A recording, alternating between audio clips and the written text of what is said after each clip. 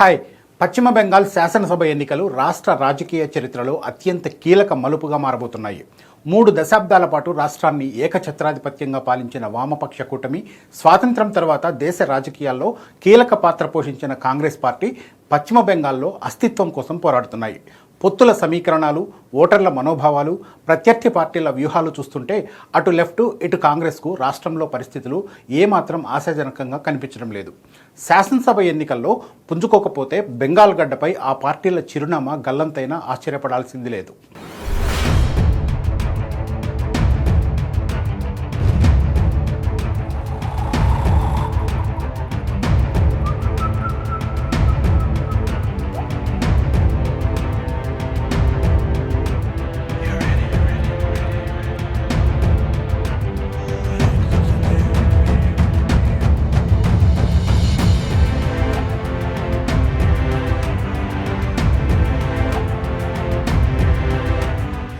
పశ్చిమ బెంగాల్లో రాజకీయం మొత్తం తృణమూల్ కాంగ్రెస్, బీజేపీ మధ్య ద్విముఖ పోరుగా మారిపోయింది. ఎంతో ఘన చరిత్ర ఉన్న పార్టీల జెండాలు అక్కడక్కడ ఎగురుతున్నా వాటి ఉనికి మాత్రం ప్రమాదంలో పడింది. 2021 ఎన్నికల్లో వామపక్ష కాంగ్రెస్ పార్టీలు ఒక్క సీటు కూడా గెలవలేకపోవడం ఆ పార్టీల భవిష్యత్తును ప్రశ్నార్థకంగా మార్చేశాయి.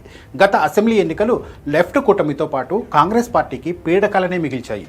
స్వాతంత్రం వచ్చిన తర్వాత మొదటిసారిగా బెంగాల్లో వీళ్లకు అసెంబ్లీలో ప్రాతినిధ్యం లేకుండా చేశారు ఓటర్లు.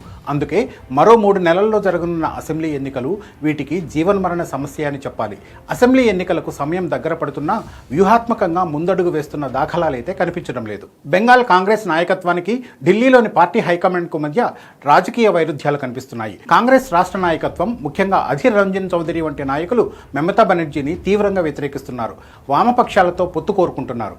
ఢిల్లీలోని కేంద్ర నాయకత్వం మాత్రం ఇండియా కూటమి కోణంలో మమతతో సఖ్యత కోరుకుంటోంది. బెంగాల్ కాంగ్రెస్లో మరో వర్గం కూడా ఉంది. వామపక్షాలతో పొత్తు కారణంగా తమ సంప్రదాయ ఓటు బ్యాంకును కోల్పోతూ వస్తున్నామన్నది వీళ్ల భావన. ఫలితాలతో సంబంధం లేకుండా వీళ్లంతా ఒంటరి పోరుకే మొగ్గు చూపుతుంటారు. ఇటీవల కాంగ్రెస్ పార్టీ అధీర్ రంజన్ చౌదరిని తొలగించి శుభంకర్ సర్కార్ను రాష్ట్ర అధ్యక్షుడిగా నియమించింది.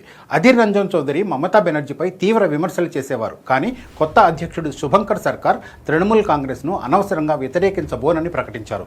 ఇది వామపక్షాలకు ఆందోళన కలిగించే విషయం. ఎందుకంటే కాంగ్రెస్ మమతతో మెతక వైఖరి అవలంబిస్తే వామపక్షాలు ఒంటరిగా మిగిలిపోయే ప్రమాదం ఉంది.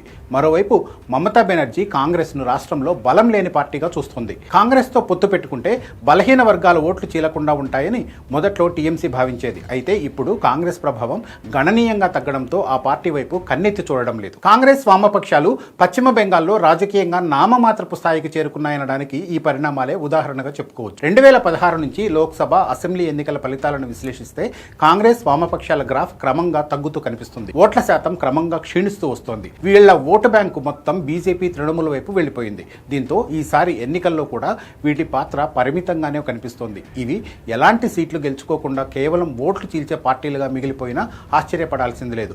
ముస్లిం ఓట్లను కాంగ్రెస్ చీల్చితే అది పరోక్షంగా బీజేపీకి లాభం చేకూరుస్తుంది. అందుకే మమతా బెనర్జీ మైనారిటీ ఓటర్లను మీ ఓట్లను వృధా చేసుకోవద్దు అని హెచ్చరిస్తున్నారు. ముస్లిం జనాభా ఎక్కువ ఉన్న మాల్దా, ముర్షిదాబాద్ జిల్లాల్లో కాంగ్రెస్ పార్టీకి సంప్రదాయ ఓటు బ్యాంక్ ఉంది. 2024లో కాంగ్రెస్ గెలిచిన ఏకైక ఎంపీ సీటు మాల్దా సౌత్ నుంచే.